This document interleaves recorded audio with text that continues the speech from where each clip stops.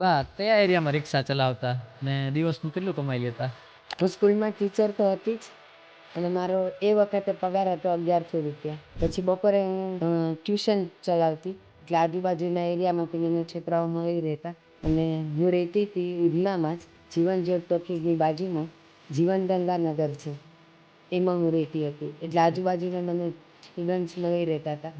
શરૂઆત મેં 2 સ્ટુડન્ટથી કરેલી અને લગભગ 3 મહિનામાં જ મારે 50 સ્ટુડન્ટ થઈ ગયેલા. વાહ! પણ એ વખતે ફી ઓછી હતી એટલે એટલું બધું મળતું નહોતું પણ ચાલી રહેતું હતું એમ.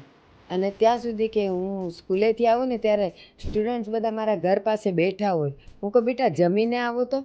મને કે ના જમવું નથી, અમારે અહીંયા જ રહેવું. ટ્યુશનનો ટાઈમ પૂરો થઈ જાય ને તો એ લોકો જવા તૈયાર ન થાય. મારા ઘરે જઈને દફતર મૂકીને રમવા જતા રહે. પછી પાછા આવીને કે ચાલો ને આપણે પાછા ભણીએ એમ કરીને રાત સુધી એ લોકો મારી પાસે રમતા. અને રિક્ષા ચલાવતી એ પણ આપણા ઉધના એરિયામાં જ એટલે મારા બાળકોથી હું નજીક રહી શકું.